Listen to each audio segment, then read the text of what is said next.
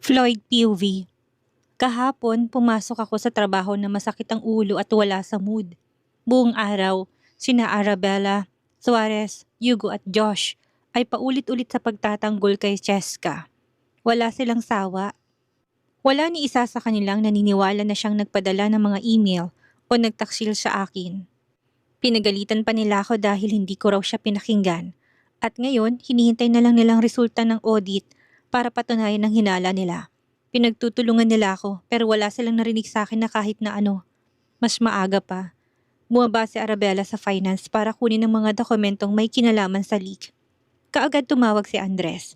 Galit na galit, parang wala sa sarili. Wala na akong pasensya sa mga drama niya.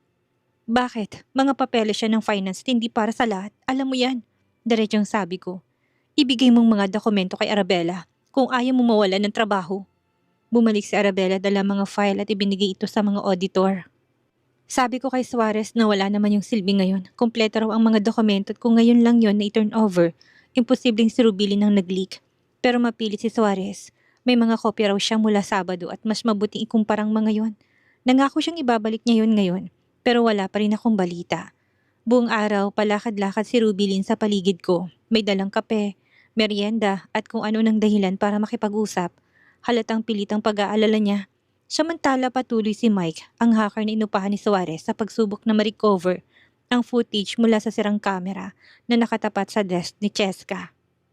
Pero wala pa ring breakthrough. Nababaliw na ako, hindi lang dahil sa stress, kung hindi dahil sa pananabik ko sa kanya. Gusto kong marinig na vindicated siya, pero hanggang ngayon hindi pa siya absuelto. Hanggang pakikibalita lang na muna ang kaya kong gawin. Bago maghapon, biglang pumasok si Arabella sa opisina ko. Sinarado niyang pinto at lumapit sa akin. Sasama ka sa akin, ngayon din. Lahat naghihintay na sa'yo. Napatingin ako sa kanya. Gulat na gulat ako. Kung sa labas kami magkikita, ibig sabihin may natuklasan sila. At kung hindi laban kay Francesca natuklasan nila, may ibig sabihin yon. Agad kaming umalis. Sinabi ko kay Rubilin na lalabas ng kami sandali. Pagdating sa cafe, nandun ang lahat. Umupo ako, umorder ng kape at tinignan sila. Sige, anong meron kayo? Si Suarez ang unang nagsalita. Floyd, malaki ang pagkakamali mo. Hindi nga si Francesca nag-leak. Hetong report ko. Inabot niyang folder sa akin. Pekeng mga dokumentong kinuha ni Arabella kay Andres. Tampered. Hindi tugma sa mga kopyang ginawa namin noong Sabado. At mula doon nasundan namin kung paanong proseso nila ng embezzlement. Hindi pa tapos ang audit pero malalaki na ang discrepancies. Dagdag pa niya. Yung nagmanipula sa mga dokumento, ginawa yun pagkatapos ng pain na nilagay ni na Arabella at Hugo. Bago pa yon, may floor aid kami na nagkopya ng original, walang halong daya. Binuksan kong folder at tinignan ng side-by-side comparison. Parang pinagbagsakan ako ng langit at lupa. Si Rubilin, ang sekretarya ko ng 15 taon, ang nagtaksil sa akin at hindi si Francesca. Hindi ako makapagsalita. Nagsalita si Mike. Sir, may nakuha akong isang frame mula sa sirang camera sa opisina ni Miss Cheska. Maikli lang, wala pa siya 1 segundo pero pinabagal kong playback at in-isolate ang frame. Iniharap niyang laptop sa amin, pinalitan ng security ang gamit. Kailangan ko lang ng kumpirmasyon kung kaninong sapatos ang nasa larawan. Tinitigan kong larawan. Hindi yun kay Francesca, low heels, makapalang talampakan. Hindi niya style. Pinakuha kong footage mula sa opisina ni Rubilin sa parehong oras at, ayun nga, lumabas si Rubilin na palihim na lumapit sa desk ni Francesca. At doon ko naalala, yun ang eksaktong sandaling nasa opisina ko si Cheska. At hinahalikan ko siya kaya imposibleng ang sa kanya manggaling ang mga email na yun. Parang sinaksak ang dibdib ko. Pinaniwalaan kong kasinungalingan ng paka ng ibang tao. Sinira kong tiwala niya. Binastos kong babaeng mahal ko. Tahimik ang buong mesa, hinihintay nilang sasabihin ko. Ninunok ko ang pride ko. Isa akong malaking tanga. Sa wakas, tugon ni Hugo, diretso sa punto. Sa ngayon, hindi pa namin natutukoy kung kanino napuntang mga message, dagdag ni Suarez. Pero alam na namin kung sino nagpadala. Ang payo ko, huwag mo munang harapin si Rubilin. Ipagpatuloy mong pagpapakita ng tiwala sa kanya. Kailangan pa naming makakuha ng impormasyon. Tumango si Arabella. Yung bagong floor aid namin, inutusan naming makipagkaibigan kay Rubilin. Baka may masabi siya. Ano ngayon ang gusto niyong gawin ko? Tanong ko, litong-lito. Magpanggap na walang nangyari? At paano ko babalikan si Francesca? Paano ka siya kukumbensing bumalik kung hindi ko pa masasabi ang totoo? Nagsimula na siyang magtrabaho kasama na kaibigan niya si Danica. Ngayong araw, sabi ni Hugo. Parang binuhusan ako ng malamig na tubig at duda ako na gugustuhin pa niyang bumalik dito pagkatapos ng lahat. Inabot niyang siya pa ang folder.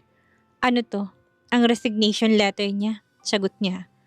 At yung cheque ng final pay, binalik niya. Ayaw raw niyang tanggapin kahit na isang sintimo mula sa kumpanyang ito. Ano? Halos hindi ako makapaniwala. May anak siyang pinapakain. Paano niya nagawang hindi tanggapin yun? Napatingin ako sa folder at saka ng lumo. Kung handa siyang bitawan ng lahat, ibig sabihin hindi niya ako basta-basta mapapatawad. Tiningnan ako ni Suarez. Seryoso? Isa siyang babaeng may prinsipyo. Kakailanganin mo magsumikap para sa kapatawaran niya. At hindi niya yun ibibigay ng madali. Ano nang gagawin ko ngayon? Bahagyang nanghina ang boses ko, hindi ko napigilang ipakita ang takot. Takot na baka tuluyan ko na siyang mawala. Hayaan mo munang tahimik ang lahat dito, suggestion ni Arabella. Ikaw ang magtungo kay Francesca. Humingi ka ng tawad, gawin mong lahat para manumbalik ang tiwala niya. Kapag tama ng panahon, saka natin naharapin si Rubilin. Kasama si Francesca. Tahimik akong tumango, tama sila pero hindi ko na kayang maghintay pa. Pupuntahan ko si Francesca ngayong gabi. At ang bagong boss niya, mas mabuting wag niyang subukang lumapit sa babae ko kung gusto pa niyang mabuhay. Habang inaayos pang lahat, dagdag ni Suarez, subukan nating kilatisin ng loyalty ng ibang executive staff. Ang janitor at tagagawa ng kape? Kunot noo kong tanong. Silang nakakarinig at nakakakita ng lahat. Sagot niya, mainam na makasiguro tayo. Walang palalampasin. Napahagod ako ng muka, ramdam kong bigat ng lahat. Hire nyo? At yung mga undercover, ngumiti si Josh. Nakapwesto na sila, isang janitor at isang server kada floor. Ang dami na nilang nakalap lalo na mula sa mga basurahan ng opisina. Buo ng team bago magbiyernes. Wala namang tanong si Rex, tahimik niyang ginagawa gaya ng hihiningi dati. Mabuti, buntong hining ako. May kailangan pa ba akong malaman? Humiling ang lahat. Sige, bumalik na tayo sa opisina. Sinabi ko sa malamig ng tinig. Ayoko maghinalang tapat kong sekretarya. Pagbalik ko sa opisina para kong hayop na nakakulong. Hindi mapakali. Desperado. Ang gusto ko lang ay puntahan si Cheska. Lumuhod sa harap niya at humingi ng tawad para sa katangahan ko at hindi makatarungan kong pagpapalaya sa kanya. Pero hindi ako pwedeng basta sumugod sa bago niyang trabaho. Nasa kumpanya na siya ni Paul Salas at ayokong lalong numalang lahat, lalo na kung mauuwi lang ito sa isa pang kahihiyan para sa kanya. Pero hindi ko na kinaya pang maghintay hanggang sa matapos ang araw. Kaya umalis ako sa opisina at sinabi kay Rubilin na hindi na ako babalik. Uuwi na ako dahil masakit ang ulo ko. Sa bawat tingin ko sa kanya, gusto ko na siyang patalasikin. Pero kailangan kong magtimpi. Kailangan kong hintayin ng tamang oras. Hindi pa ngayon. Halos mabaliw ako sa paghihintay. Pagdating ko sa kumpanya ni Paul Salas, punong-punong isipan ko ng samot-saring pangamba. Alam kong kailangang dumaan na muna ako kay Jaime. Kailangan kong igalang ang proseso kung gusto kong makausap si Cheska. Magandang hapon po, Mr. Russo. Anong may tutulong ko? Bati ng sekretarya ni Salas. Halatang nagulat siya sa hindi nasahang pagdating ko sa baluarte nila. Gayong wala naman kami nakatakdang meeting. Ako nang bahala, July. Narinig kong sabi ni Danica mula sa likuran. Ramdam ko kaagad ang init ng tingin niyang nakatutok sa likod ko. Hi, Danica. Good afternoon. Kamusta ka na? Sinubukan ko manatiling magalang pero alam ko hindi niya ako palalampasin ng basta-basta. Sumama ka sa akin. Tinitingnan ko kung pwede kang makita ni Sir Paul.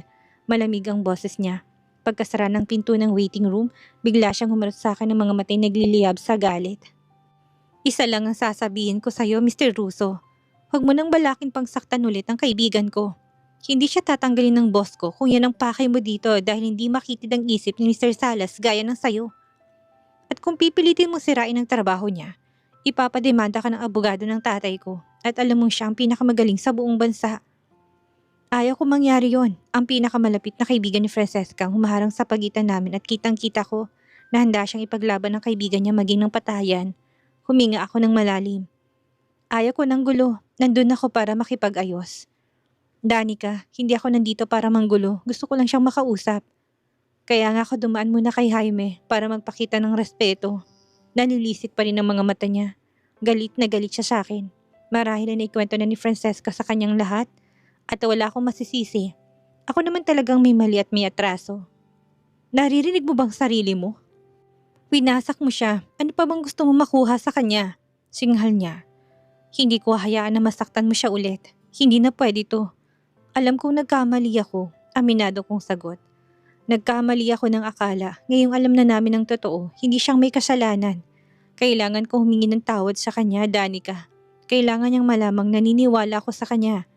Biglang narinig namin ang boses ni Jaime Versosa mula sa pinto. Gusto ko ring marinig yan mismo sa iyo, Floyd Russo. Pumasok siya, nakasuksok ang mga kamay sa bulsa. Ang tingin sa akin ay may halong pagkadismaya. Tara sa opisina ko. Sumama ka na rin, Danica.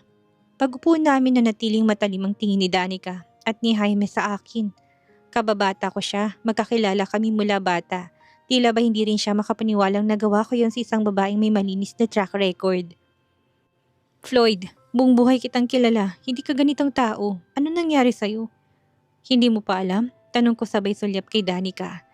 Hindi, ang sabi lang ni Miss Moretti, sinisisi mo sa kanyang leak at nangiwala ako sa kanya.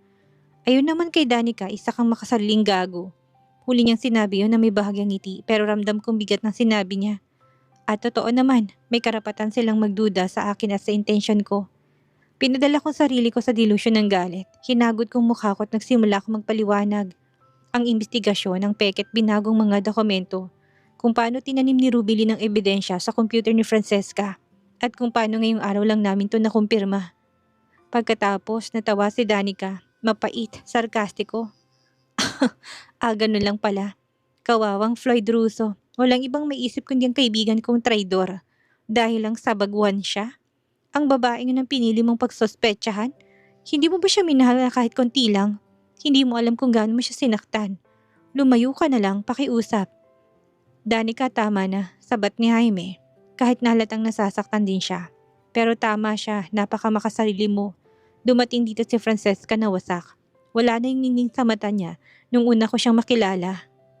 Tahimik siyang nagtiis at ikaw hindi mo man lang siya pinakinggan. At higit pa dyan, sigit ni Danica. Sinabi mo ang tanging trabaho na bagay sa kanya ay si Inbornal. Nawawasakin mo pangalan niya sa buong syudad. Kung alam mo lang ang mga salitang sinabi mo. Tinitigan ako ni Jaime, tila hindi makapaniwala. Hindi pa kita sinusuntok ngayon dahil matagal na tayo magkaibigan. Pero napakasakit ng ginawa mo. Sa totoo lang, duda ako mapapatawad ka pa niya. Pero kailangan ko subukan, sagot ko, na mamaos na. Jaime, pakiusap, ayokong tuluyan siyang mawala sa akin. Tahimik siyang tumingin sa akin tapos lumingon kay Danica naman. Kaibigan mo siya at nire-respeto ko yun. Pero kaibigan ko rin si Floyd at naniniwala kung totoong intensyon niya, sabi ni Jaime. Hayaan nating si Francesca ang magdesisyon. Karapatan niya yun. Bumuntong hininga si Danica. Halatang labis ang pag-alinlangan niya sa gusto kong mangyari. Sige, mariin niyang sabi. Mas mabuti hindi mo siya kausapin kaysa sa harap ng anak niya. Pero Floyd, kapag sinaktan mo siya ulit, ako mismong tatapos sa'yo. Tatawagin ko na si Francesca, sabi ni Jaime. May bahagyang ngiting naglaro sa labi matapos ang banta ni Danica sa akin. Miss Moretti, pinapatawag ka ni Mr. Versosa sa opisina niya ngayon din, sabi ng bago kong boss. Lumapit pa siya sa tabi ng aking cubicle. Maaari ka nang pumunta. Tapos mo na ba yung pinapagawa ko kanina? Napatingin ako sa kanya at isang pandak at bilugang lalaki na laging may suot ng makapal na salamin. Palaging may awitin sa bibig habang naglalakad sa opisina. Pero mabait siya at madaling lapitan. Nasa commercial departamento ako kung saan bukas ang layout ng opisina. May mga kumpol ng 3-4 na cubicles at isang enclosed office lang para sa head. Maingay, masigla at puno ng kwentuhan at tawanan, mabilis akong nakibagay at sa totoo lang, nasabi ko sa sarili kong baka dito na nga ako magsisimula ulit. Nakabuo pa nga ako kagad ng sarili kong social circle. Pero nang ipatawag ako ni Mr. Versosa, bigla akong kinabahan. Baka nagbagong isip niya. Baka gusto niya nang tanggalin ako. Huwag naman sana. Inabot ko ang folder. Opo, tapos na po. Nakaayos na rin ang reports. Kompleto na mga detalye. Kailangan niyo po pa bang ipaliwanag ko mga yan?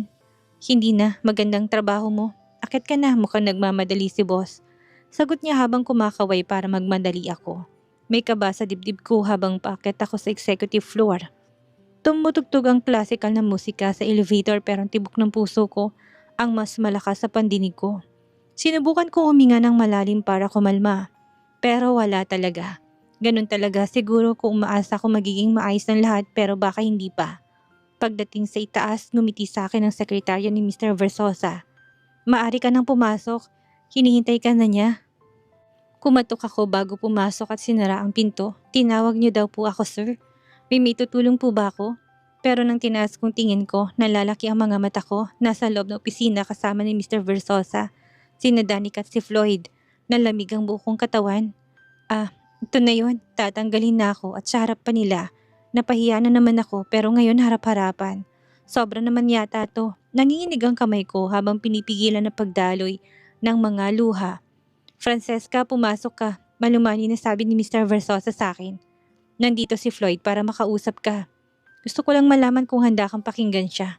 Hindi ako makapaniwala. Ano pa bang gusto niya? Hindi pa ba sapat ang akusasyon at kahiyang dinanas ko sa kamay niya? Sir, kung hindi po ito tungkol sa trabaho ko dito sa kumpanya ninyo, wala akong naisabihin na marinig mula kay Mr. Russo. Sagot ko ng mahinahon pero matatag. Hindi ito tungkol sa posisyon mo dito, paliwanag niya. Ayon sa boss mo sa baba, mahusay ang simula mo't masaya kaming parte ka ng team. Nandito si Floyd para pag-usapan ang nangyari sa dati mong trabaho. Tumingin ako kay Danica. Ang mga mata niya'y puno ng pag-aalala. Pagkatapos tumingin ako kay Floyd. Maputla siya, halatang pagod at may mabigat na guhit sa ilalim ng mga mata. May kung anong kumurot sa loob ko, pero pinilit kong pigilan ang sarili ko. Hindi na dapat. Kung hindi niya ako aristuhin, wala na po akong dapat marinig pa mula sa kanya. Mariin kong tugon. Kung pwede po, babalik na ako sa trabaho. Dumating ako para humingi ng tawad, Francesca. Mahinang sabi ni Floyd. Pakiusap, pakinggan mo lang ako. Nagkamali ako, mali ako. Nag-aalinlangan ako, lumapit si Danica sa akin. Tingnan mo, kung ako lang masusunod, hindi ko siya papalapitin sa'yo. Pero mukhang hindi siya titigil hanggat hindi ka niya nakakausap. Mas mabuti na itong dito kaysa sa bahay mo, lalo na kung nando si Liam. Tama siya, ayoko madama yung anak ko sa gulo kaya tumango ako. Sige Mr. Russo, makikinig ako pero pagkatapos ng trabaho ko, magsasalita na sana si Mr. Versosa pero bigla niya sinabi, Francesca, bilang boss mo at sana'y kaibigan na rin na may mukhahi ako, kausapin mo na siya ngayon dito sa opisina ko. Lilipat muna kami ni Danica sa conference room. Hindi ka mag-iisa kung yun ang inaalala mo. Napabuntong hininga ako. Tama na, mas mabuti nang matapos na. Umalis si Danica at Mr. Versosa at naiwan kaming dalawa ni Floyd. Mabilis ang tibok ng puso ko, mahal ko pa rin siya. Pero sinaktan niya ako sa paraang hindi ko inakalang posible. Lumapit siya. Pero matras agad ako. Francesca, pakiusap, huwag mo kong itaboy, aniya. Maupo ka Mr. Russo, malamig kong tugon. Ikaw ang gustong magsalita, makikinig ako. Hanggang doon lang ang tagpong ito. Umupo kami at mukha niyang punong-puno ng pagsisisi. Yan ang matagal ko nang gustong makita pero hindi nito binubura ang sakit na dulot niya. Huminga na muna ng malalim si Floyd at kinuwentong lahat. Kung paano nalaman na si Rubilin ang nagtanim ng ebidensya laban sa akin. Kung paano sinagawang investigasyon at kung bakit kailangan pa rin itong itago habang inaalam pang iba niyang kasabwat. Hindi ako nagulat. Si Rubilin ay palaging nakikinig, nagmamasid, masyadong interesado sa lahat. Francesca, aniya sa huli, patawad. Napakabobo ko, hindi kita pinakinggan, hindi kita pinagtanggol, pinarusahan kita kaagad. Ako ang naging malupit. Pinagsisisihan kong lahat ng sinabi ko, patawarin mo ko. Nanginginig ang boses niya. Pero kapatawaran, pinalayas mo ko, nanginginig na rin ang boses ko. Pinahiya mo ko, hindi mo malang ako pinagsalita. Sinabi mong lugar ko ay si Imbornal. Napaluhan na ako. Akala mo ba, ganun lang yon? Nasa isang sorry lang sapat na para ayusin ng lahat? Hindi ganun kasimple yon. Sinubukan niyang hawakan ang kamay ko pero umurong ako. Huwag mo kong hawakan, bulong ko habang nakapikit ang mga mata. Pakiusap, bigyan mo ko ng pagkakataong itama ang lahat. Hindi ko kaya, mahinahon ngunit matatag kong tugon. Pinahiya mo ko, winasak, tinanggalan ng dangal. Salamat at dumating ka para magpaliwanag at masaya ko na lumabas ang katotohanan. Pero hanggang doon na lang ako. Tumayo ako't lumabas. Nakayuko dahil ayaw ko may makakita ng mga mata ko. Dumiretso ako sa conference room at dumiretso sa yakap ni Danica at doon ako magulhol. Tuloy-tuloy ang luha, masakit pero magaan din sa dibdib. Lumapit si Mr. Versos at marang hinaplos ang balikat ko. Francesca, Danica, pwede na kayong umuwi. Sasabihin ko na lang sa boss mo. At Francesca, may kaibigan ka sa akin. Pagkatapos ay tahimik siyang lumabas, binigyan kami ng espasyong mahinahon na bumigay.